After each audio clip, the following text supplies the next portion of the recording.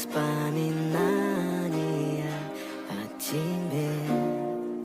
Камина в 6 утра, разбитая душа, и все твои обещания пустота.